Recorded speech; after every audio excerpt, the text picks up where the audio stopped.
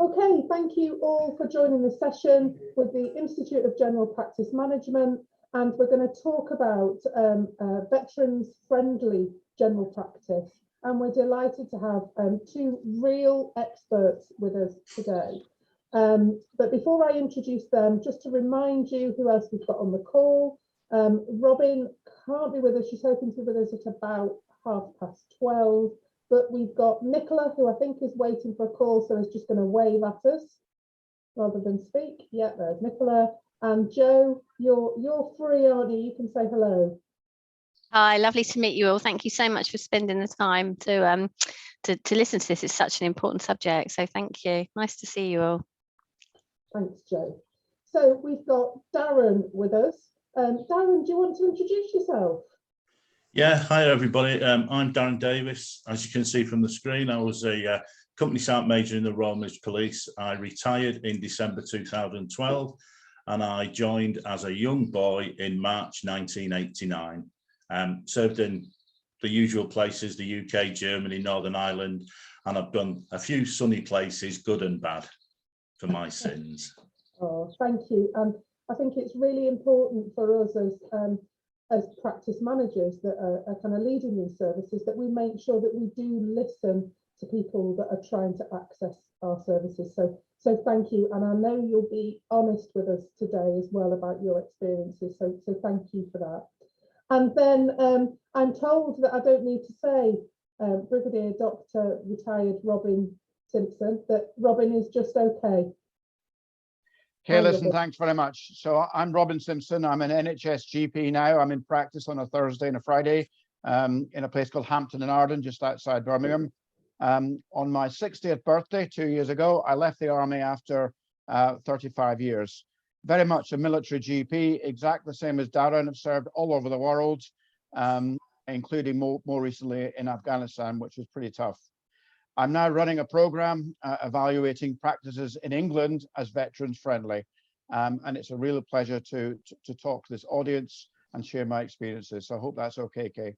Oh, it's perfect. Thank you.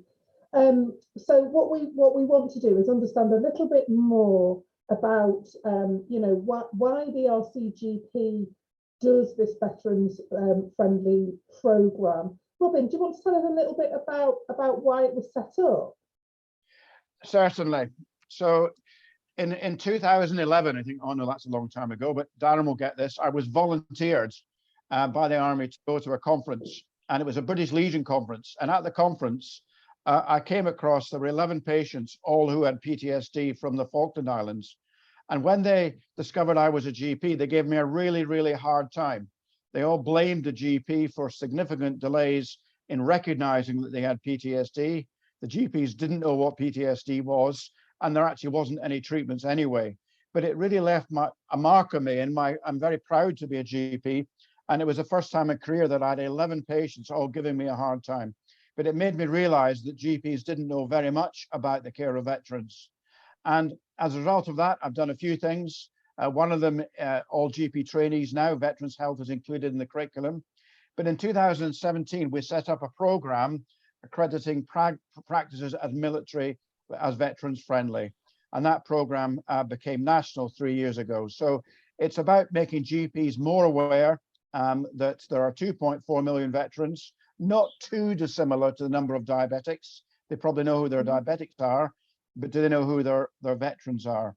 And it's giving them resources to help look after veterans. So I think that's important.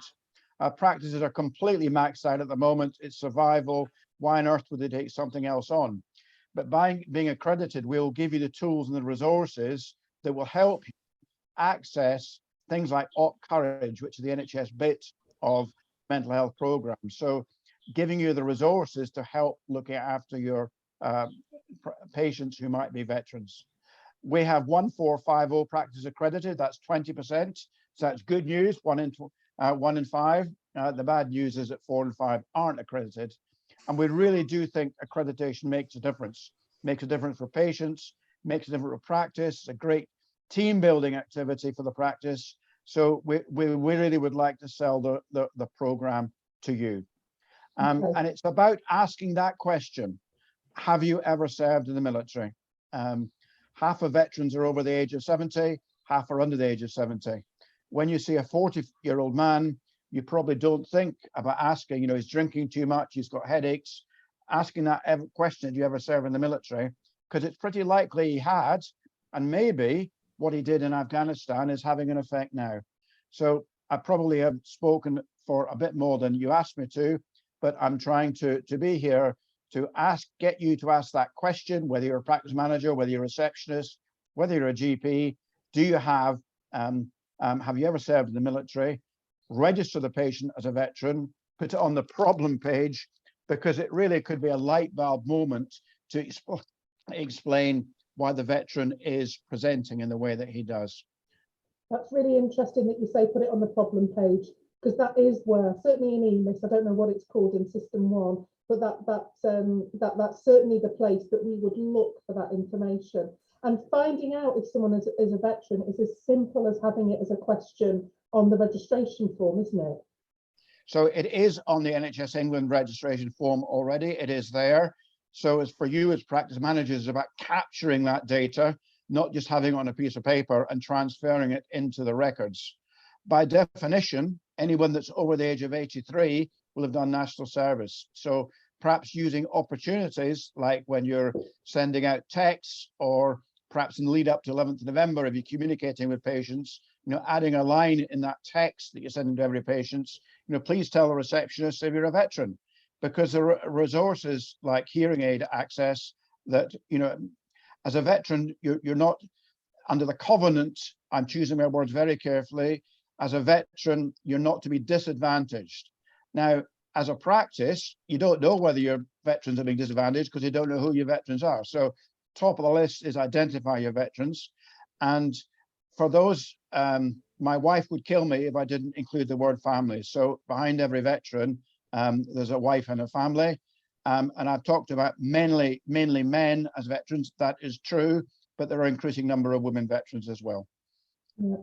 That's really interesting, that over 83. I've just made myself a note about that, because we might be able to talk to those patients that are over 83 when we do our flu vaccines.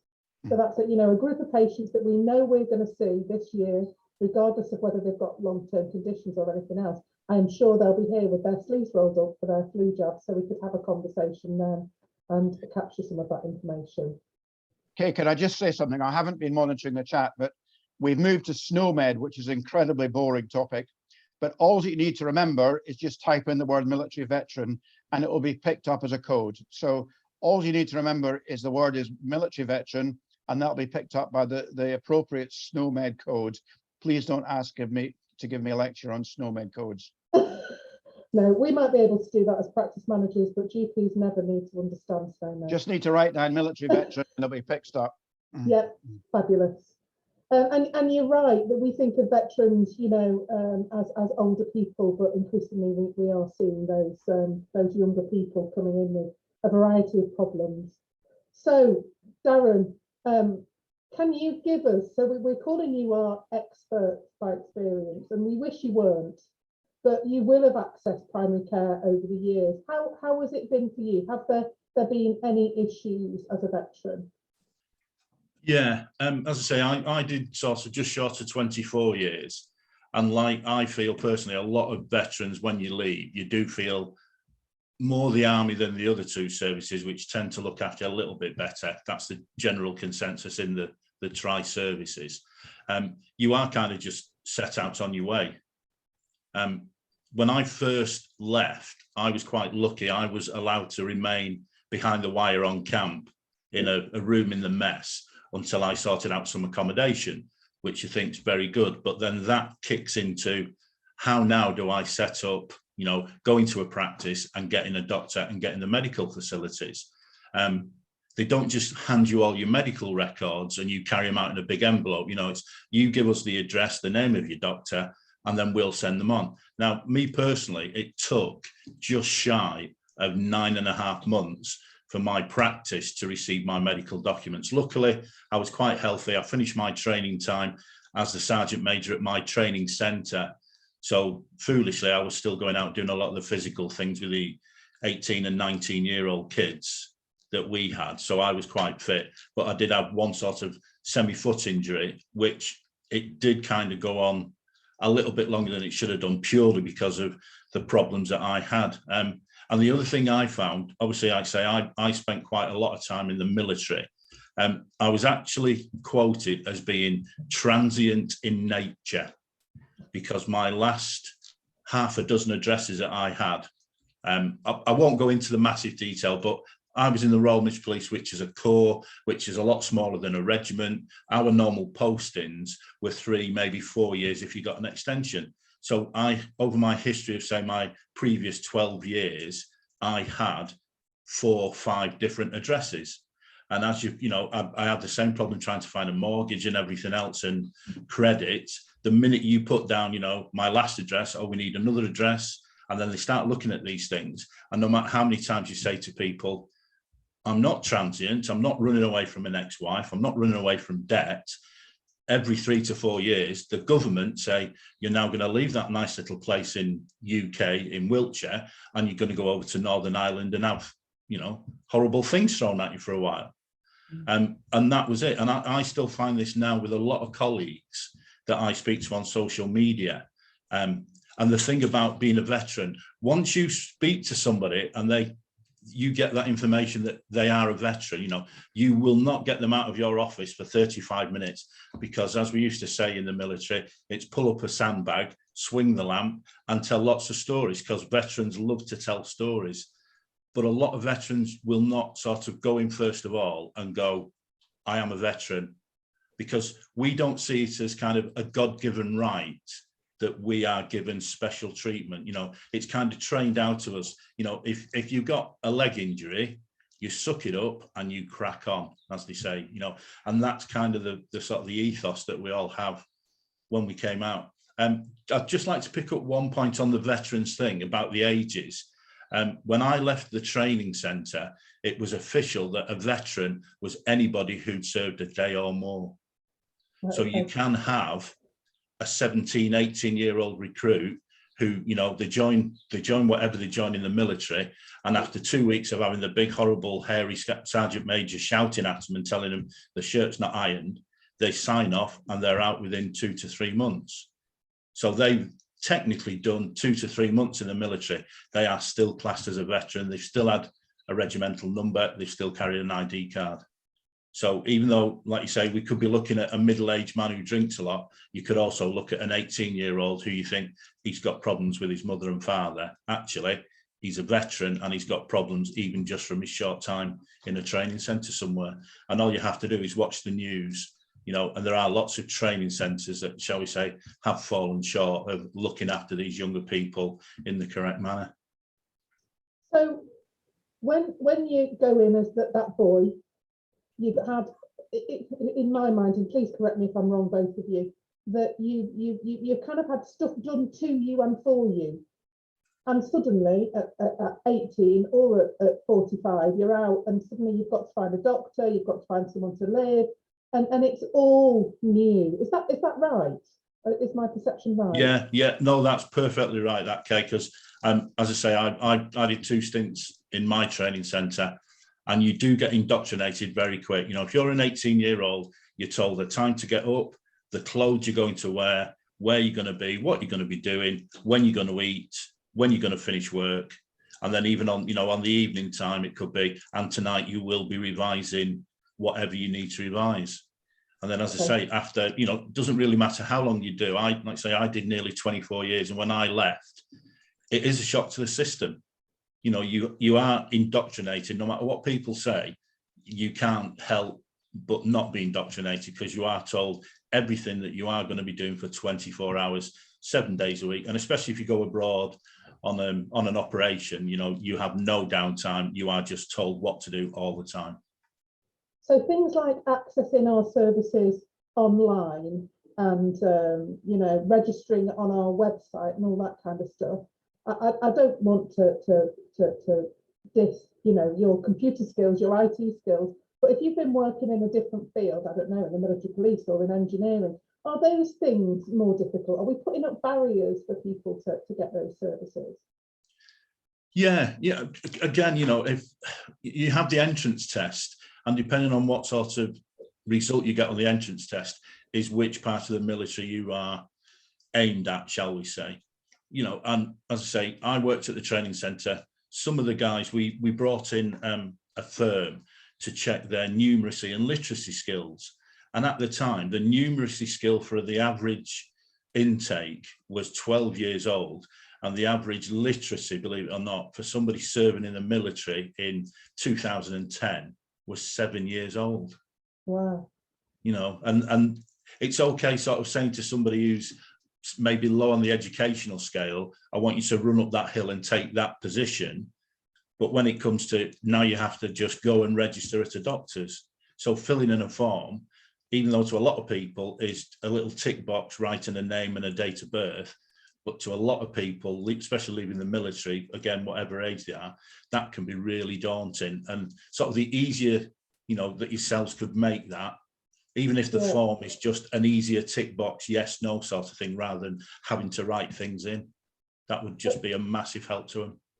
I'm not sticking to my agenda at all because I'm really interested in this conversation. So, Robin, can I just ask you something? When we are veterans friendly practices, there's a clinical lead, isn't there, for veterans? Yeah. Is there also need for an admin lead?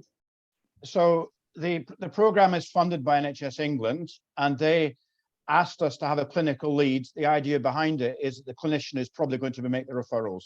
So there isn't a requirement to have an admin lead, but typically in a practice, there will be someone, a receptionist, a practice manager, whose brother or sister or family member is in the military, and they'd be delighted to take this on. So the admin person can fill in all the forms. There does have to be a clinical lead, but the admin person, who could be a receptionist or any member of the team that's got a military connection, absolutely could take the lead with the administration. So I think that might be that missing bit, mightn't it, for us as practice managers to think about? Yeah. So, you know, do you know anyone? Have you asked your team whether they've got a military connection? Do you know if any of them happen to be a reservist, which is another issue?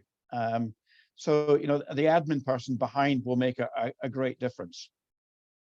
Just seeing some things in the chat as well about ID.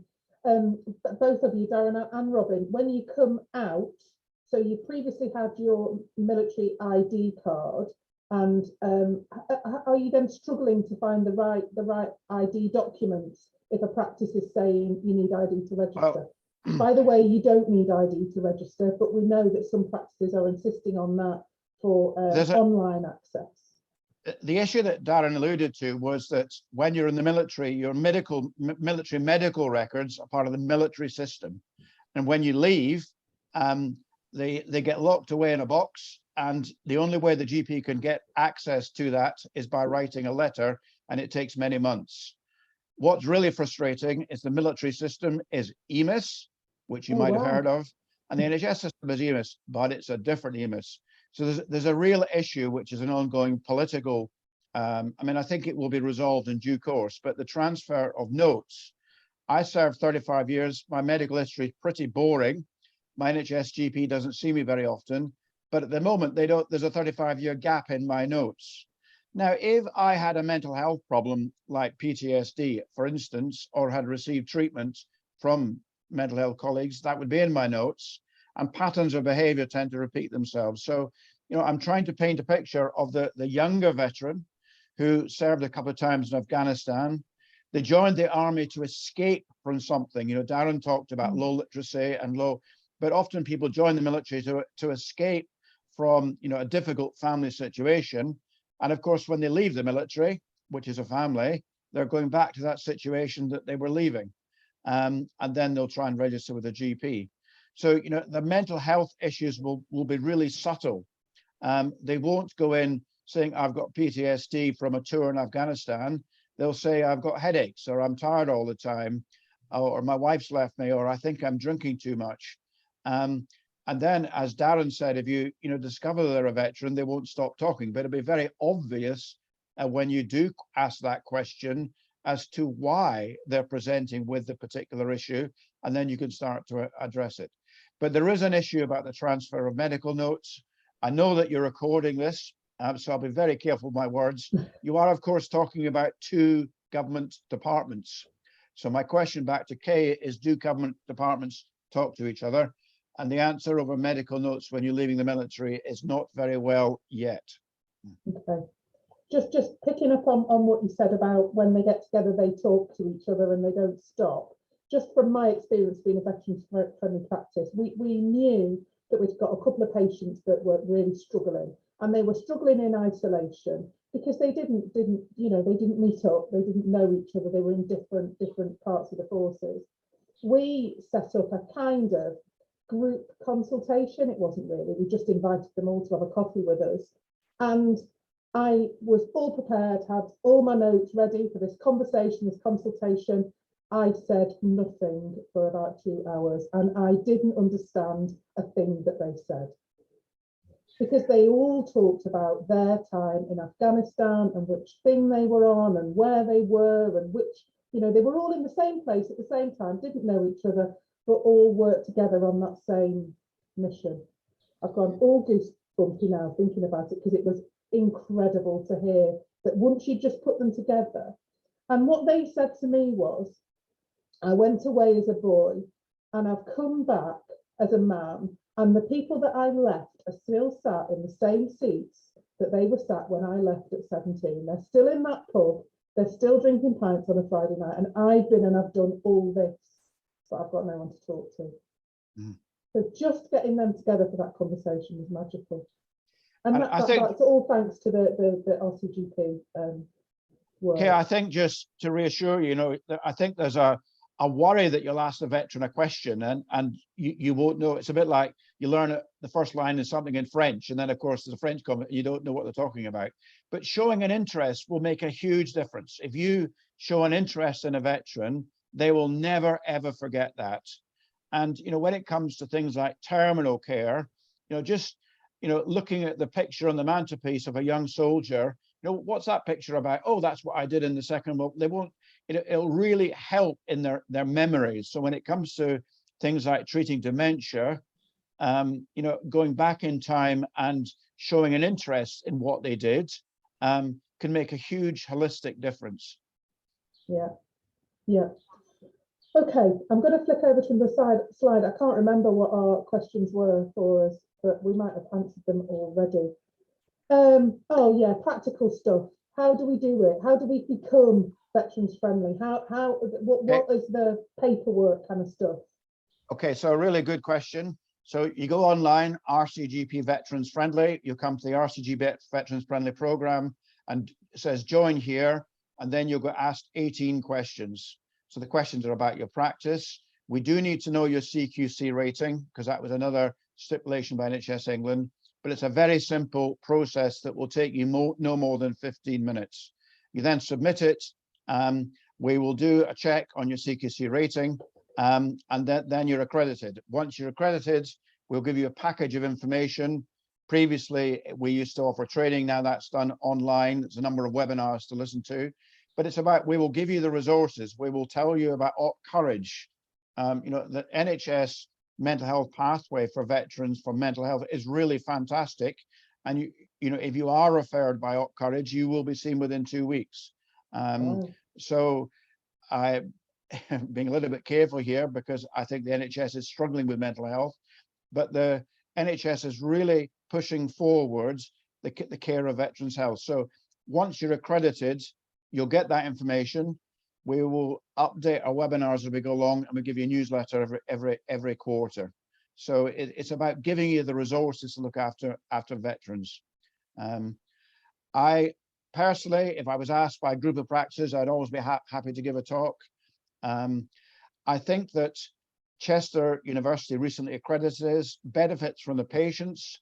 The feedback was very much that the veterans really appreciate the interest that's been shown. They feel that the health needs are being met when they weren't being met before. For the practice, is a fantastic team building activity, particularly perhaps leading up to 11th November. A practice really feels that they're doing something that makes a difference. And for individual clinicians, the maxed out GP who really hasn't got a spare second in the day, suddenly we've given him a resource. Oh, that's what I'll do with this patient. this is the way forward, whereas before he or she was stuck. So it's about giving you the resources to look after your patients. And finally, we have a requirement to make sure that our veterans aren't disadvantaged. So this is a way of doing it. On the side, you as practice managers, CQC might be your least favorite topic. CQC look very favorably if you're accredited, and they look as this as demonstration of looking after a deprived bit of the population. So I know that I'll get negative feedback if I mention the word CQC, but this is a way of helping you. If it's your turn to be inspected, then if you're accredited and CQC are aware of that, you'll get the tick in the box that you have a system in place to look after a deprived bit of your population. Now, whether veterans are deprived or not is another matter, but CQC seem to think they are. So we've had very few veterans complaining that their practice is accredited and making a difference. That happens from time to time. But for the majority of the feedback that we get is, this is fantastic. This really is making a difference. And I really appreciate the practice recognizes that I'm a veteran and I may have special health needs, and thanks very much. So it's a positive experience all around. Not perfect, but I'd like to, it's that holistic difference that this program is going to make. Great, thank you. And then just pulling on your clinical skills, Robin, what might we see? What might, you talked about drinking too much, those things that might manifest as problems. But what are those physical and mental health problems that we might see that might make us think someone could be a veteran? I'll do the physical things first. I mean, clearly being in the military, you're more likely to run around, jump, and you're far more likely to have a chronic injury. You're more likely to need a new hip, So if your injury is attributable at least partly to your serving, and that's put in the referral letter, it is more likely that you'll be seen sooner rather than later. So physical problems are commoner amongst veterans. I've already mentioned smoking, rightly or wrongly. Darren will probably remember that when he was serving in Germany, cigarettes didn't cost anything or not much. So unfortunately, the military population do smoke more, and therefore are more prone to long-term respiratory problems. The older population, hearing, as you get older, you don't hear as well, but anyone who served in the military will have been exposed to noise exposure, and the clever ENT consultant can work out how much of that is noise-induced hearing loss as a result of your military, and how much it will be because you're getting on a bit. And the British Legion has access to funds to try and get your hearing aid a bit sooner. So hearing issues in the elderly may well be attributed to military service, and there's help available for them as well. Top of the list, but the last I spoke to, is mental health.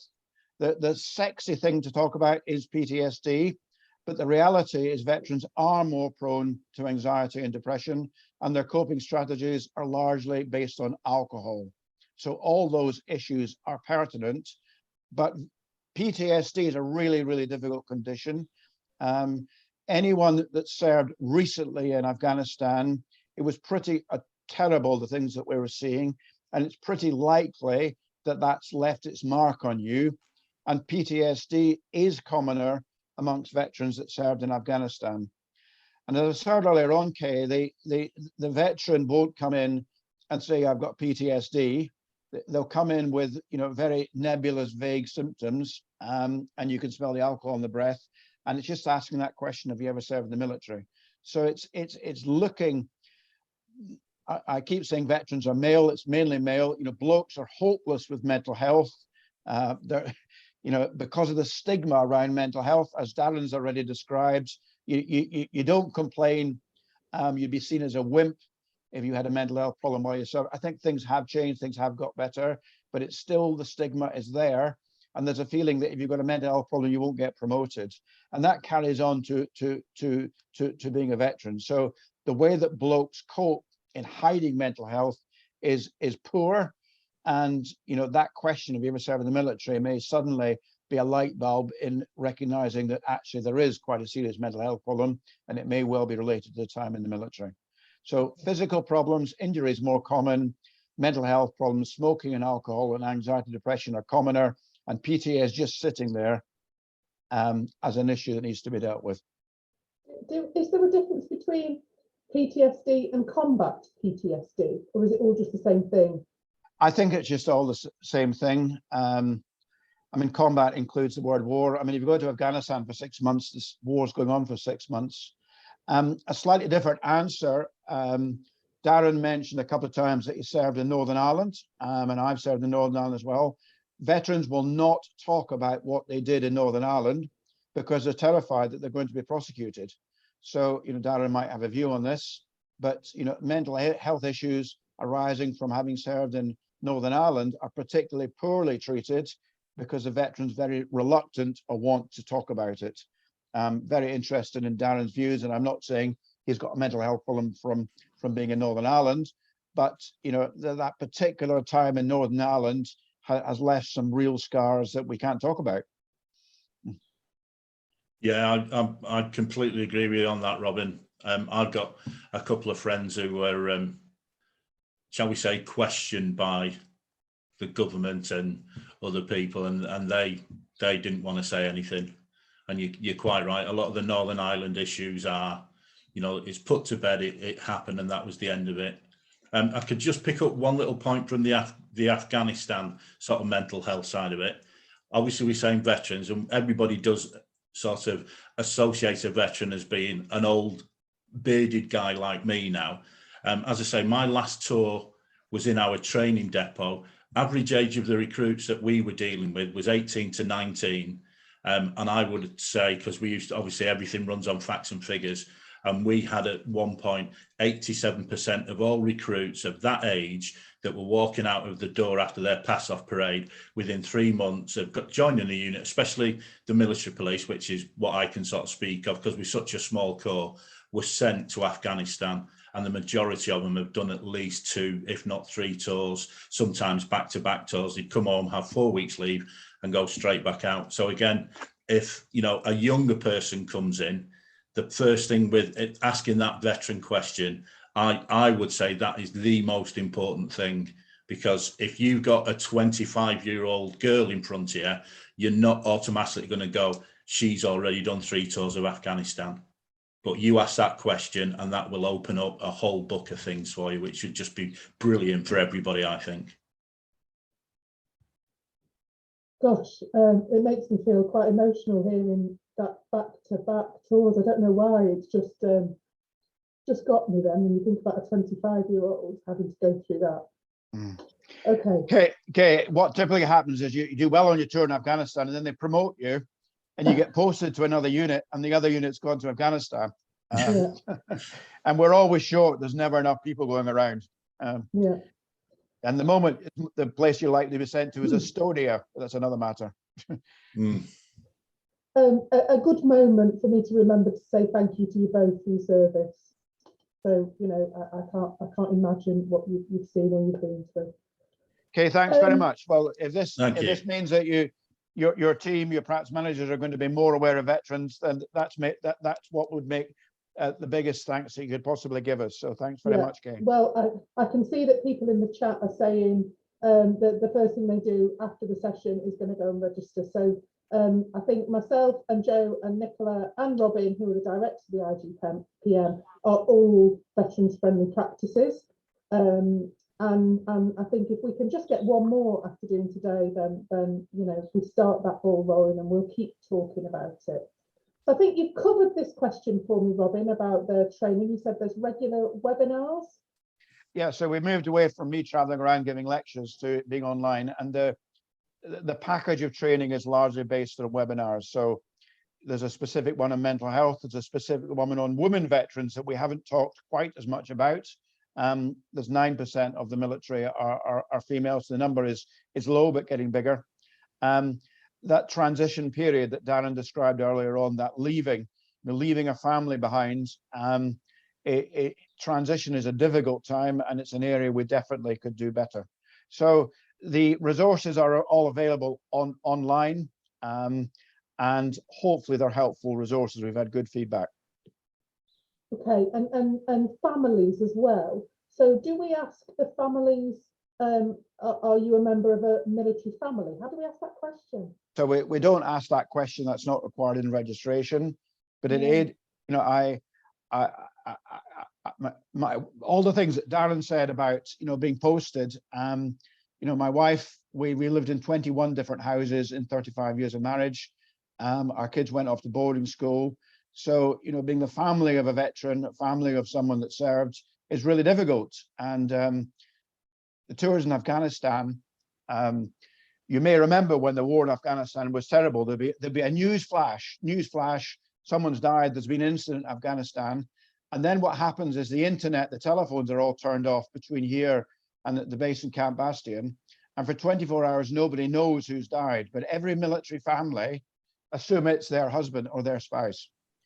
And then 24 hours later, you hear it's someone from the military police. So obviously Darren's family are very, very worried. And then the next day you'll get the name.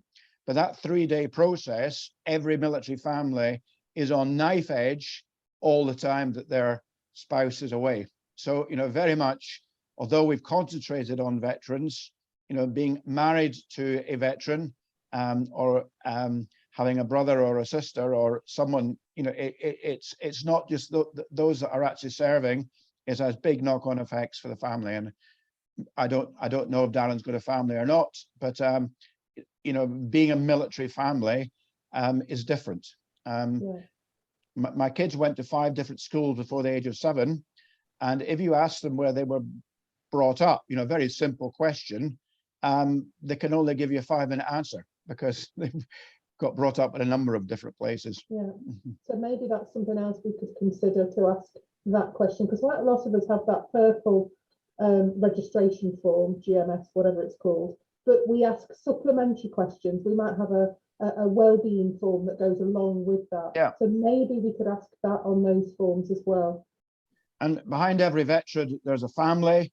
And often if you've got a veteran with a problem, you know, there'll be a number of different issues. And it might be money, it might be a house, it might be social things, and it might be their family as well. And unless you address all the bits of the jigsaw, you never could put it back together again. And someone who's very good in this area is a social prescriber. I know that's a different topic, but social prescribers are really good at bringing this all together. So a question for you practice managers is, for the social prescriber pointed to your practice, can they help with veterans? Because they will know about the resources, the local charities in each area. I mean, there's national charities that deal with veterans, but there'll also be very much local charities, you know, Thursday breakfast clubs. So getting the social prescriber on board could do a lot of work for you. Yeah, that group of young veterans that we met here didn't feel able to go to the Saturday breakfast club run by the British Legion because they didn't feel like they were those kind of veterans. So that was why we did the coffee meet, and we only had to do one session because they became friends because we couldn't understand the word they were talking about, which you know, the social prescriber was at that session with me. Okay, so I think we've talked about this, so we're going to change our registration form. So not the GMS, I think it's GMS1, isn't it? Not that purple form, but we're going to add something to our registration in-house forms.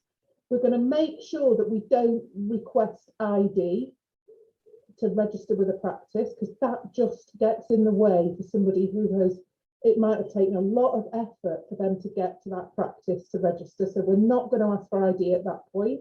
We might need to ask for it later on if we want online access. We're going to have a GP that's leading on it. Yeah, okay, we're going to think about an admin person as well. Okay, can I interrupt there? Although I said it could be a nurse, could be a physiotherapist, and it said English, you said it had to be a clinician. Okay. So you know, so it the right could be a nurse, person. it could be a nurse practitioner.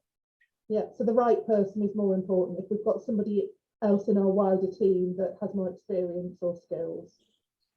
Yeah, great. So that's a list of stuff that we can do that isn't going to, you know, kill us to do. It's not massive effort, is it? we can do all of those things and then make sure that our social prescriber is linked into that process, and probably, Robin, importantly, that we're coding these people as military veterans just by typing into our system military, and it'll come up and then they're coded. Don't have to worry about SNOMED codes. And approximately 5%, 1 in 20 of your patients are veterans. So, you know, if you know what your practice population, we're talking about adults over the age of 16, approximately 1 in 20 of them should be veterans. So if you do an EMIS audit, you know, straightforward, how many veterans have we got now, and then you get accredited, then it'd be quite a good thing to improve upon. It would also be very good if you've got a GP trainee. They're always looking for projects to do, or they get told they've got to do a project. So why don't you get them to do the audit on how many veterans that we've got now, and simple measures like using the form, putting a poster up in reception, having your reception staff ask anybody about being, you know, very quickly you can actually increase your numbers. And one of the resources that we've got is a template to do an audit.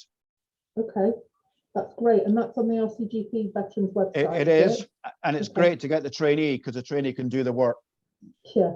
Did you say, at what percentage did you say were veterans in a population? 1 in 5, it's 2.4 million over the age, 2.4 million veterans over the age of 16. You may remember when you did the census last March, and the census data will be coming available later on this year, we'll actually know the answer, but at the moment we think it's 2.4 million veterans. Right. Joe's just put in the chat as well that we could put a question in the check-in screen. You know, if you've got a check-in screen in your surgery where you can ask, you know, ask questions, that's a good place as well. Okay, Darren, back over to you. Anything that you'd like to see that we could do differently in practice? Anything that your pals on the forums have suggested? Anything that we could pick on from your point of view? Yeah, to be honest, I think it's all kind of been covered. As I say, asking that question is the first thing. I say veterans generally will not want to talk too much about it, but if they are asked a question, the military ethos of it will kick in and they will give the answer. And as Robin was saying then, a poster as well, because ex-military love a poster. Stick a bit of camouflage uniform on it, maybe a rifle, and just watch how it ripples into the pond. Because again, you know, through training, everything's done by sort of posters. You know, that's how you sort of walk into the recruiting office at the very start, is a nice looking poster. And as I say, a lot of the things we've kind of covered it. And I know training is a big thing, and I know the restraints on budgets and things like that. But again, I go back to the point about the numeracy and the literacy. You know, I'm not saying that all receptionists are dragons, because obviously I know they're not. But it's just, if we just get that one, instead of thinking like, I've got somebody who is kind of as dumb as soup in front of me, and it might be, no, they've just been told what to do for 30 years of their life, and they're now finding it very strange. And as I say, make the form as simple as possible. I know you probably don't have any say in making the form simple, but it is just, you know, as I always used to say to recruits, we have to teach to the lowest denominator. And that's just it. But as I say, ask the question. That is without doubt the most important thing. Okay, something that might be helpful. You talked about those veterans that didn't stop gassing once you put them together. Why don't you ask one of them to join your PPG, patient participation group? You quite often practices can't get anyone to join their PPG. Get a veteran as part of the PPG. They will definitely remind the practice continuously of the needs of veterans, and they're probably quite good people to be on a PPG. So just a suggestion. No, that's a great suggestion. Okay. I think we've probably covered the questions and so much more than I anticipated in 45 minutes. I think Joe, you've been following the chat and you've been answering the questions and sharing web links and stuff. And so has Nicola. Is there anything else out of the chat that we need to pick up while we've got Robin and Darren here? So Yes. I'm trying to one of the things that's really good in a referral letter, if someone has got a medical problem related to the service, putting it on the referral letter, or having a default questions for whoever writes the letter, you know, on your templates, could rightly or wrongly mean that that person was seen quicker in secondary healthcare. So flagging that someone's a veteran on the referral letter, I won't go into the politics of whether that's right or wrong. I'm just trying to get people seen. That could be helpful. Sorry, I interrupted someone that was going to talk. I apologise. No, it was actually perfect, Robin, because I'd actually just put that in the chat to say make sure that you flag it up in your secondary care referral. So that's what we've done, and we've recently gone through the accreditation in about 6 months ago, and I guess I just wanted to really reassure everyone it's not an onerous project. It's actually a very simple process. It was, like you say, really good for team building. The GPs and the clinicians really enjoyed the training. And we thought we were doing really well. You know, we've been sort of flagging up patients so that they get good access through to the clinicians. We're flagging up on secondary care referrals. We're asking the question registrations, but actually there's so much more we could do. And this session has really, really inspired me to start looking at support groups, and love your idea about sort of 83 and over and asking that question as well. So and it's just really, really lovely. I don't know if you've got access to the chat, Robin, but it's just so nice. A lot of people saying they're going to go straight forward now and become accredited, and they're going to start setting up support groups and everything. So it's amazing. You've touched everyone's hearts, and thank you all very much. Thank you.